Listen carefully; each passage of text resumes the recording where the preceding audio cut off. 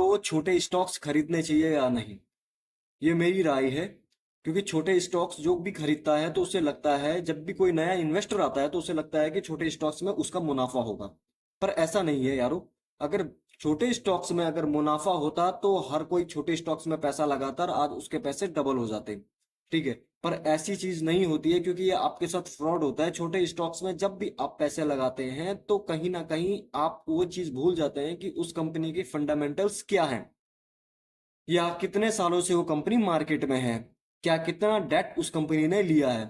Main समस्या यही होती है कि जब नए नए इन्वेस्टर किसी को देखते हैं या टीवी या मोबाइल के जरिए, तो उनको लगता है कि यार ये छोटे स्टॉक्स उनके पैसे डबल करके देंगे।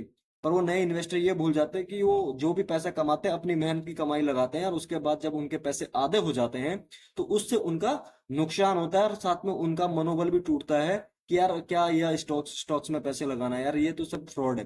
पर ऐसा नहीं है यारो। सबसे इंपॉर्टेंट बात यह है कि जब भी आप लोग किसी चीज पे पैसा लगाते हैं तो उस चीज को परखना आपकी जिम्मेदारी है कि या वो कंपनी कितनी बेनिफिशियल है, या कंपनी में कितना डेथ है, कितना कर्ज है, या कंपनी कितने लॉन्ग टाइम से स्पेंड कर रही है इस मार्केट में, क्या इसने अपने बिजनेस को ग्रो किया या नहीं किया, क्या समस्याएं हैं न्यूज में किस तरीके से है, क्या कुछ बैंक करप्सी तो नहीं है, या कोई चीट तो नहीं हुआ। तो सबसे इंपॉर्टेंट यही चीजें होती है कि जब भी आप नए स्टॉक्स में जाएं। हाल ही में आपने भी सुने होंगे कि कुछ स्टॉक्स आपके हमेशा न्यूज में रहते हैं, जैसे वोडाफोन आइडियाज हो गया, या रिलायंस पावर हो गया, या ओला इलेक्ट्रिक हो गया, या अदरवाइज जो भी कंपनी आप उसको देखना चाह रहे हो अपने नजरिए से, तो न्यूज में बने रहते हैं। तो उससे क्या लगता है कि इन्वेस्टरों को लगता है, या नए नए इन्वेस्टरों को लगता है कि उसमें पैसा लगाना चाहिए और कल के डेट में उनका पैसा डबल होगा। पर ऐसी कोई बात नहीं है। जो भी कंपनी इन जिसका भी मैंने नाम लिया है, वो उसमें सबसे इंपॉर्टेंट बात है क्योंकि वो कर्ज से रिलेटेड कंपनी है। उन्होंने कर्ज इतना लिया है कि जिसके कारण उन्होंने उनके मार्केट में उनकी जो शेयर प्राइस है वो इतनी गिर चुकी है कि जो 7 रुपए वोडाफोन का अभी हाल ही में आपने देखा होगा कि उसका प्राइस चल रहा है।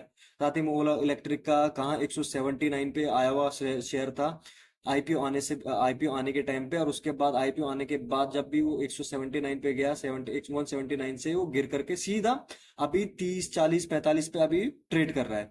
वही रिलायंस पावर है, इतनी इतनी 2012-13 की बात करें तो कहाँ वो 300 350 400 की 400 के प्राइस में वो शेयर था, और आज उस शेयर का प्राइस अभी कितना हो गया है, 30 35 या 40 45 में चल रहा है। तो कहीं ना कहीं उन प्राइसों में, उन शेयरों में कभी भी आप जब भी पैसा लगाओगे तो देखें, जरूर देखें कि भाई क्या चीज है। यस बैंक जैसा यस बैंक की भी बात करना चाहूंगा कि उसमें भी क्या प्रॉब्लम है।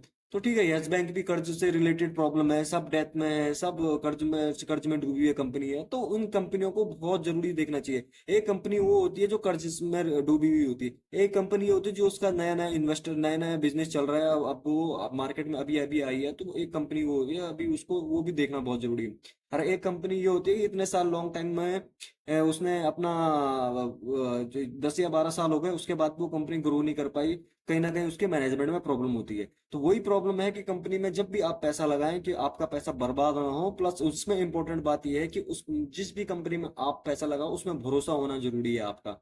उसमें ये भरोसा होना चाहिए कि जब भी आप किसी कंपनी में पैसा लगा रहे हो तो कम से कम 8 या 9 10 साल का विजन रखना चाहिए, या 5 6 से 6 साल का विजन रखो, तब जाके पैसा लगा। अगर आप ये सोच रहे हो कि आज मैंने पैसा लगाया 3 महीने के बाद डबल हो जाएगा, तो कहीं ना कहीं वो आपके लिए प्रॉब्लम है। हो सकता है कि आने वाले टाइम को 3 महीने में वही शेयर का प्राइस आधा हो जाए।